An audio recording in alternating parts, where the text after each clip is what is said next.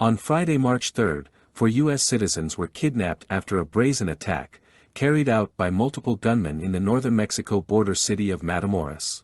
On Tuesday, March 7, Mexican and U.S. officials said 2 of the 4 U.S. citizens were found dead and 2 are alive.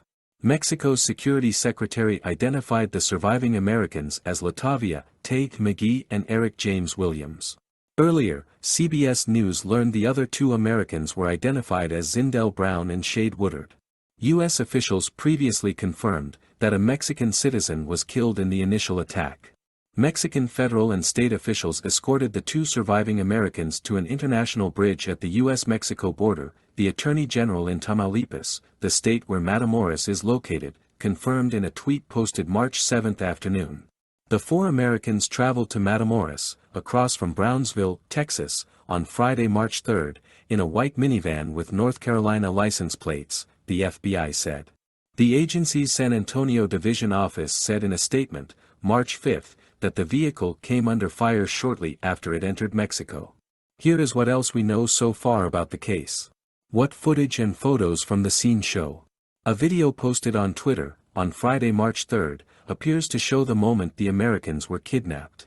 In the video, one woman is forced, by men armed with guns, to climb into the back of a white pickup truck. The men then proceed to drag 2 people into the vehicle. The first woman is walking and sits in the back of the truck. The other 2 people seem to be unresponsive, but their condition is unknown. The video appears to show, some of them may be wounded. Photographs from the scene show a white minivan with the driver's side window shot and all of the doors open. The van sits on the side of the road after apparently colliding with a red SUV. The photos show people lying in the street next to the van surrounded by rifle-toting men. The photos seem to match the video posted online, which was taken from another angle. What officials have said about the incident. U.S. Ambassador to Mexico Ken Salazar said in a statement Monday, March 6, that the Americans were kidnapped at gunpoint and that an innocent Mexican citizen died in the attack. During a news briefing on Tuesday, State Department spokesperson Ned Price confirmed that the 2 survivors from the attack had been returned to the U.S. Officials were still in the process of working to repatriate the remains of the 2 victims who were killed, Price said. He declined to share additional information about the investigation into their abduction. The investigation is in its earliest days, Price said. I understand, we may have more to share from the FBI, at the appropriate time. The Americans were found as a result of joint search operations, according to the Attorney General in Tamaulipas, but how officials ultimately located and rescued them, remains unclear. Mexican President Andrés Manuel López Obrador said that 1 person was in custody in connection with the abduction, the Associated Press reported. What were the Americans doing in Matamoros? López Obrador said Monday that the Americans had crossed the border to buy medicine and ended up caught in the crossfire between 2 armed groups.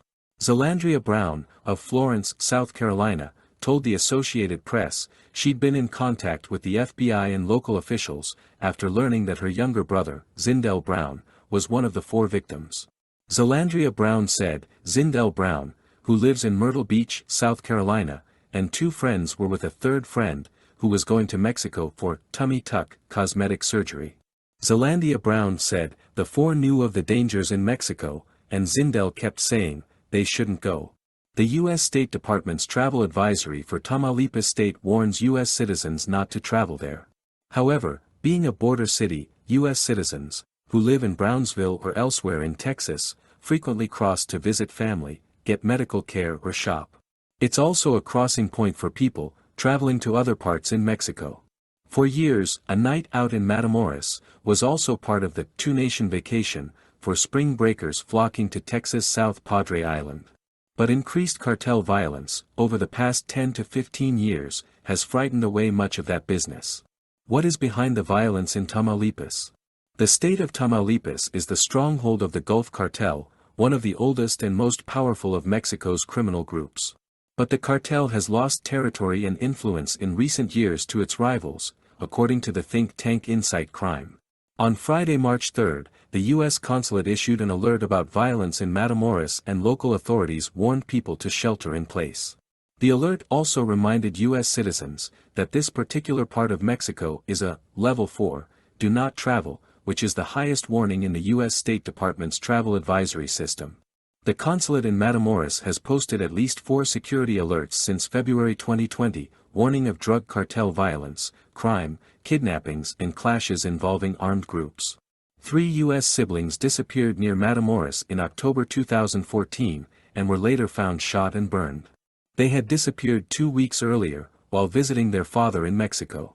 Their parents said, they had been abducted by men dressed in police uniforms, identifying themselves as Hercules, a tactical security unit in the violent border city. Victims of violence in Matamoros and other large border cities of Tamaulipas often go uncounted, because the cartels have a history of disappearing the bodies of their victims. Local media often avoid reporting on such incidents out of safety concerns. Don't forget to subscribe to this channel and set the bell so you don't miss new videos.